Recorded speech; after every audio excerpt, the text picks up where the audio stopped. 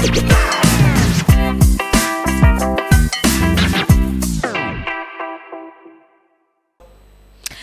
teman-teman, kembali lagi di studio Kejawar KM1 Banyumas. Kali ini kita kedatangan spesialis gizi ya, sarjana gizi. Kita bersama Mbak Tari. Jauh-jauh saya datangkan dari Brebes, kotanya Endok Asin. Bener ya, Brebes Endok Asin ya Mbak Tari ya? Iya betul sekali. Mbak Tari asli Brebes berarti? Bukan. Oh bukan, tapi kali ini saya datangkan Mbak Tarinya dari Brebes walaupun bukan asli Brebes ya. Mbak Tari, hari ini kita akan ngobrol santai terkait masalah gizi-gizian nih. Karena kan Mbak Tari kan spesialis gizi, jadi saya mau tanya nih, lagi booming kan Mbak Tari nih, apa-apa sekarang tuh stunting. Sebenarnya stunting tuh yang gimana sih Mbak Tari? Iya Mbak Mulan, jadi memang saat ini kan kita di mana-mana bahasnya stunting ya, semuanya bahas stunting. Jadi stunting itu adalah gangguan pertumbuhan akibat kekurangan gizi kronis sejak dari dalam kandungan yang ditandai dengan tinggi badannya tidak sesuai dengan standar yang ditetapkan oleh Kementerian di bidang kesehatan. Oke. Nah, ini juga bisa dilihat dari bayi yang baru lahir ketika berat badannya itu BBLR atau berat lahirnya itu rendah, kurang dari 2.500 gram dan juga panjang badannya kurang dari 47 cm, itu bisa berisiko menjadi anak stunting nantinya. Oke, karena gizi kronis, yang kekurangan gizi berarti bukan bayinya, karena tadi kayak Mbak tadi cerita dari dalam kandungan gitu ya. Iya. Berarti gizinya itu mencakup yang kekurangan gizi itu siapa nih? Kenapa anak ini stunting? Anaknya aja karena kekurangan gizi atau orang tuanya juga mempengaruhi? Iya, mempengaruhi. Jadi sejak dari dalam kehamilan ya, termasuk juga bisa juga dari saat masih remaja. Ya, ini akan sangat berpengaruh sehingga ketika kehamilannya kekurangan gizi dalam jangka waktu yang kurang lebih 9 bulan itu nanti dapat berdampak terhadap terjadinya stunting. Sejauh itu dari remaja? Iya. Wah, kok jadi remaja guys, teman-teman remaja? Iya, karena kebetulan saya di lapangan juga mendapati langsung ya. Jadi ketika itu siklusnya seperti lingkaran ya. Ketika misalnya dia bayi atau balita, kemudian kondisinya dia stunting ataupun gizi buruk ya, biasanya kan stunting juga bersamaan dengan status gizinya juga gizi kurang ataupun gizi buruk. Kemudian itu tidak terkoreksi dengan baik sampai dia akhirnya balita dan lulus balita, itu nanti remajanya dia akan kembali lagi seperti itu, menjadi remaja yang kekurangan gizi, kayak ketika hamil pun seperti itu dan bisa melahirkan tadi yang BBLR. Oh gitu, berarti gizi yang harus diperhatikan tuh malah dari remaja, mau lagi hamil, terus sampai nanti anaknya. Nah sekarang tuh kan remaja ya Mbak, ini ngomongin remaja nih, gizi remaja. Ya tau lah ya Mbak Tari, zaman sekarang kan jajanan bervariatif tuh Mbak Tari, banyak banget. Dan rasanya juga yang disukai remaja sekarang kan banyak pakai bubuk-bubuk cabai gitu-gitu. Itu sebenarnya boleh nggak sih kita banyak mengkonsumsi kayak gitu atau kembali kayak makanan zaman dulu? Iya, jadi memang saat ini remaja itu kayaknya sukanya yang seperti itu ya, yang makanan-makanan gaul kekinian ya, yang pedas-pedas, yang banyak bumbu-bumbu. Nah itu sebaiknya boleh, tetapi jangan terlalu sering atau jangan banyak mengkonsumsi seperti itu. Jadi remaja saat ini juga banyak yang diet terlalu berlebih karena khawatir dengan berat badannya, tetapi justru konsumsi jajanan yang tidak sehat itu banyak ya, jadi akhirnya status gizinya juga tidak baik.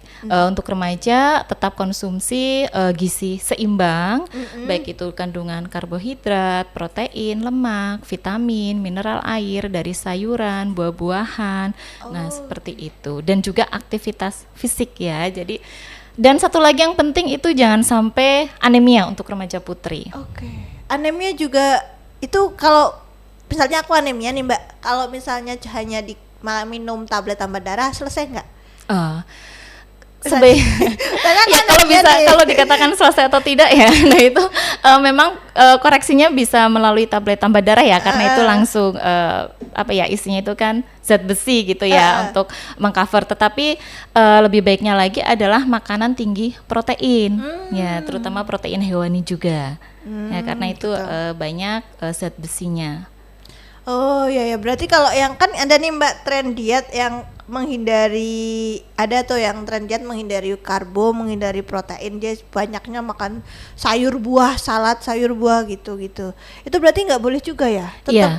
Karena itu berarti tidak sesuai dengan pedoman umum gizi seimbang. Jadi diet yang sehat itu juga harus tetap seimbang ya, seperti itu.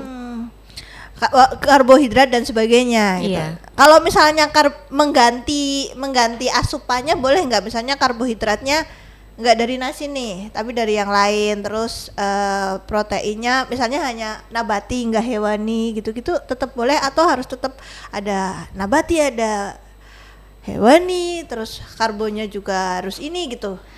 Kalau untuk jenisnya itu tidak harus ya, misalnya memang tidak suka nasi, bisa diganti dengan yang lain seperti ubi-ubian ya, atau kentang ataupun jagung. Justru itu yang dari pangan lokal yang ada di sekitar kita, karena kita juga arahnya ke depan harapannya bisa diversifikasi pangan ya, jadi tidak kayaknya kalau belum makan nasi kok belum makan, nah seperti itu, padahal itu kan sama-sama sumber karbohidrat ya, dari singkong, ubi ataupun yang lain. Untuk protein juga tetap dipenuhi baik dari hewani maupun nabati, karena itu sebenarnya ada di sekitar kita ya, sangat mudah didapatkan di dekat kita. Kemudian juga sayur-sayuran, buah-buahan, sumber lemak juga tetap ya, dari mentega, dari minyak ataupun yang lainnya tetap dibutuhkan untuk metabolisme sel-sel di tubuh kita. Dan juga air ya, banyak minum air putih. Nah ini juga air tuh. Iya. Airnya bisa diganti nggak air putih nggak tuh? Misalnya suka yang agak berasa gitu, karena kadang jenuh minum air putih banyak-banyak. Iya boleh ya, tapi kan jangan berlebihan seperti itu ya, gitu. Karena sekarang kadang anak-anak remaja juga senang ke yang minuman-minuman kekinian yang di situ kadar gulanya sangat tinggi ya. Nah seperti itu. Oh iya benar. Iya, minuman sekarang tuh variatif banget Mbak. Ada yang teh aja bisa jadi 10 varian dari teh ya. Iya. Dan kadang kita mikirnya, wah kita kan udah minum banyak nih, misalnya minum habis berapa cup minuman itu yang bukan air putih, apakah itu juga sama dengan kita sudah mencukupi minuman kita yang sehari gitu? Kalau itu kan tinggi ini ya, banyak gula. Kalau misalnya yang tinggi seperti itu biasanya nanti jika terlalu sering itu akan memperberat kerja ginjal. Nah jadi untuk kerja ginjal kita itu kan penyaringannya itu ya, nah itu sebaiknya memang dari air putihnya tetap harus dikonsumsi ya, cukup sesuai dengan berat badan ya. Gitu. Benar-benar. Ya Mbak, ini gizi-gizi yang tadi kita omongin nih Mbak, berlaku juga nggak kalau pada saat hamil sama bayi? Bayi juga harus gitu, biar nggak stunting gitu bayi gitu? Iya. Juga harus memperhatikan gizinya. Kan kalau bayi kan masih belum bisa, kalau masih giginya belum banyak tuh Mbak, kan dia belum bisa makan yang kayak kita, misalnya makan yang lengkap. Atau gimana sih Mbak cara memberikan makan untuk bayi biar gizinya itu tetap seimbang gitu, biar nggak stunting gitu?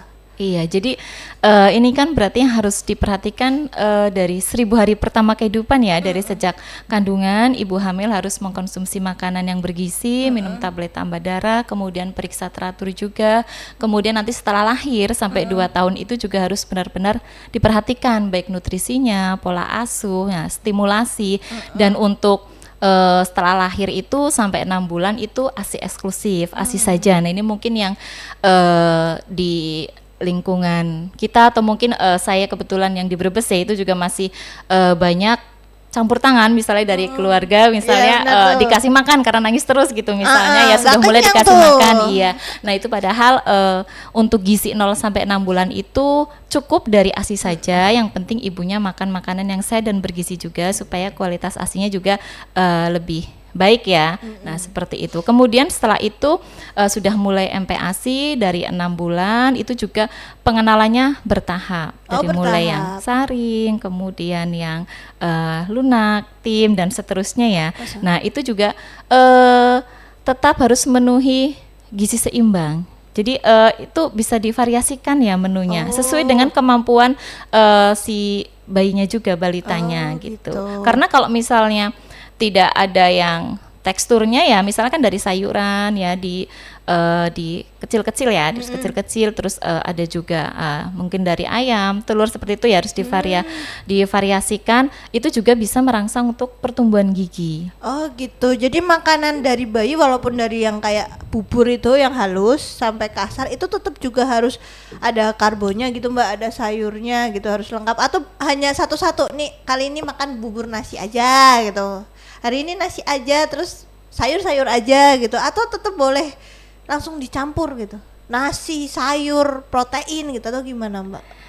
Iya, bisa langsung dicampur. Cuman kalau baru awal itu kan masih bertahap ya. Jadi biasanya kan dari buah itu disaring, yang itu ya masih saring seperti itu ya. Tapi kan bisa apa ya namanya, divariasikan. Misalnya dari dagingnya melalui kaldunya gitu juga kan bisa ya, untuk sumber ya, seperti itu misal ya.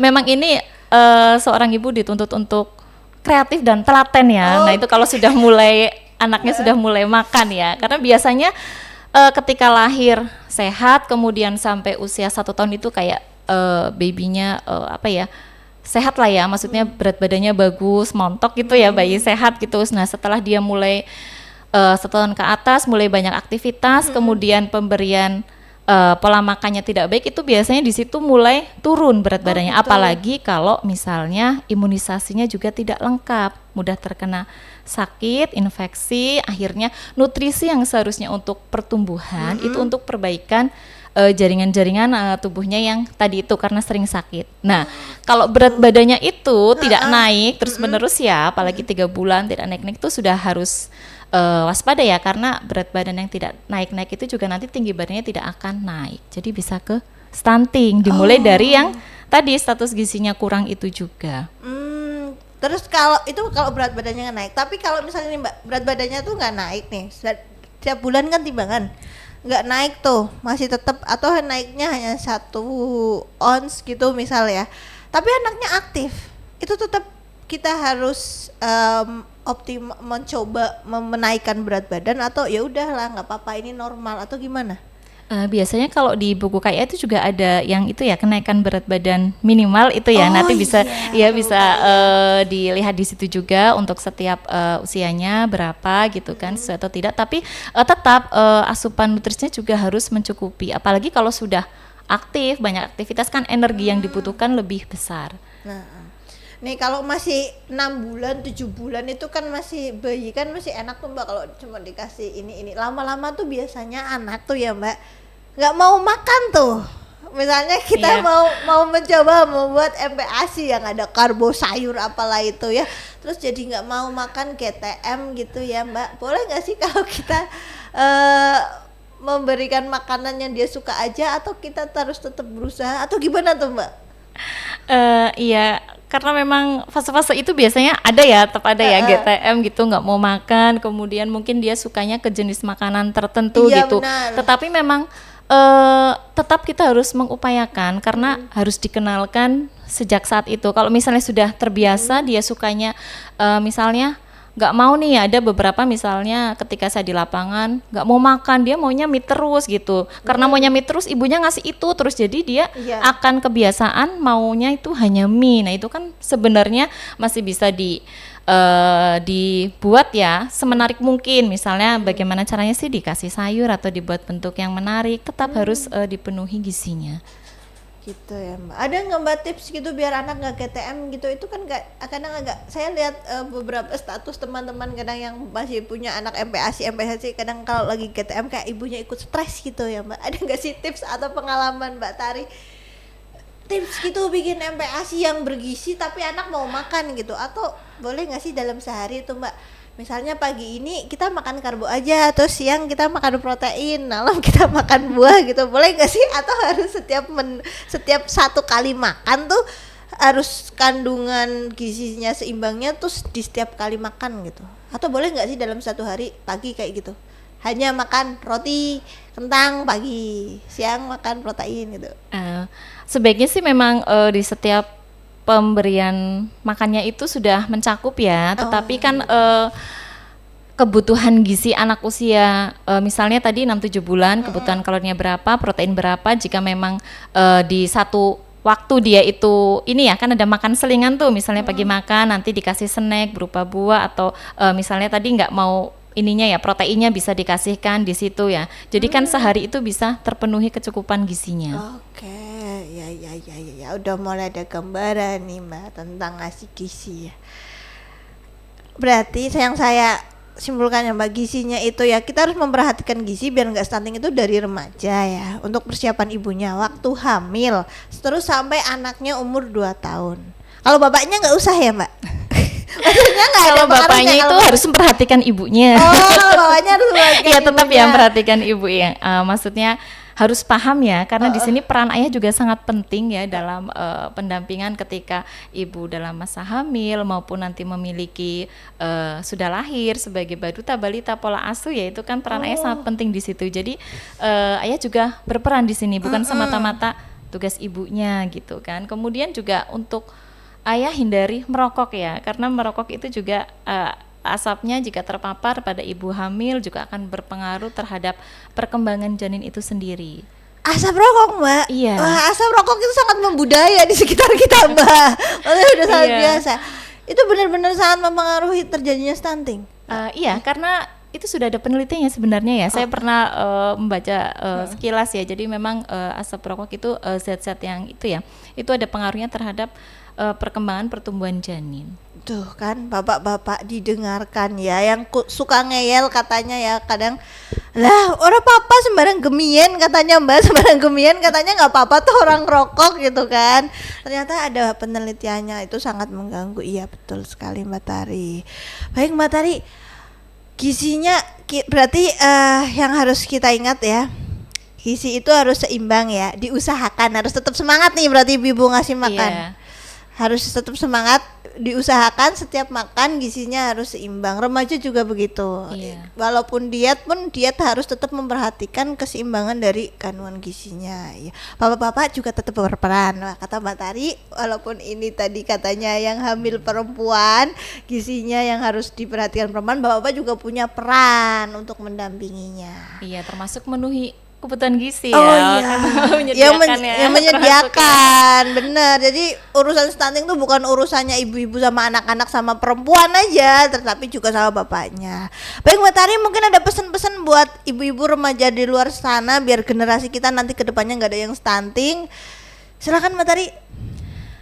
Ya untuk remaja-remaja jaga pola makan ya, kemudian juga terkait dengan pergaulan juga, kemudian terutama juga untuk remaja putri itu hindari anemia ya, jangan sampai anemia. Ketika haid, mengalami haid itu minum tablet tambah darah, itu kan mudah didapatkan ya di apotek-apotek ataupun di swalayan terdekat. Nah itu untuk sebagai pencegahan anemia. Bahkan kan sekarang sudah ada program juga di tingkat-tingkat sekolah juga, seperti pemberian tablet tambah darah pada anak-anak sekolah, posyandu remaja seperti itu. Jadi memang untuk mempersiapkan generasi berikutnya yang sehat itu juga dipersiapkan dari saat ini, terutama dari mulai remaja juga. Ya untuk ibu-ibu juga ketika sudah mulai berumah tangga, dari mulai catin tadi mempersiapkan, kemudian kehamilan, setelah hamil juga dijaga untuk pemberian asupan nutrisinya, kemudian ikuti nasihat dokter ya, periksa yang teratur, kemudian juga hindari ya seperti minum obat sembarangan ataupun yang lain ya, seperti sesuai dengan nasihat dari tenaga medis. Kemudian nanti ketika sudah melahirkan, jangan lupa berikan ASI eksklusif sampai 6 bulan, kemudian juga imunisasi. Nah itu dipenuhi, terutama minimal imunisasi dasar lengkapnya, kemudian juga MPASI-nya, stimulasi juga dari sejak kehamilan ya, kemudian ya pola asuhnya, dan harus telaten. Jadi memang ibu-ibu juga harus telaten menghadapi anak-anak ya, balita balita yang dengan segala keunikannya ya, terutama saat makan. Ya makan juga. Nah itu di situ. Kemudian juga mungkin bisa juga meningkatkan pengetahuan ya, bisa misalnya membaca-baca buku ataupun info-info yang ada di media sosial ataupun yang lainnya, atau bertanya kepada yang berkompeten di situ ya, supaya paham ya. Nah, karena banyak juga stunting itu karena ternyata pengetahuan ibunya itu rendah, bisa berawal dari situ. Jadi tidak bisa memberikan pola makan yang baik kepada anaknya maupun stimulasinya. Nah, jadi itu sangat berpengaruh. Jadi memang ketika kita mendidik satu orang perempuan, yaitu akan mendidik ya untuk generasi kuat hari ini tuh, mendidik satu perempuan itu sama dengan mendidik generasi selanjutnya. Iya, karena peran ibu di situ juga sangat besar. Sangat besar, iya betul sekali Mbak Tri. Wah, terima kasih Mbak Tari untuk perbincangan singkat kita hari ini. Iya, sama-sama Mbak Mulan. Untuk teman-teman yang tadi Mbak Tari sampaikan, diingat-ingat dan jangan lupa bapak-bapak juga berperan ya, walaupun hanya nggak ikut-ikutan hamil, nggak ikut-ikutan menyusui, tapi bapak-bapak juga berperan untuk memberikan gizinya dan juga mendampingi biar ibunya tetap sehat dan bahagia. Karena ibu yang bahagia, gimana Mbak Tari? Ibu yang bahagia juga satu rumah itu akan bahagia. Iya, kalau ibunya betul bahagia sekali. Baik, terima kasih teman-teman. Sampai jumpa di kesempatan yang lain. Dadah dari saya dan Mbak Tari. Dadah.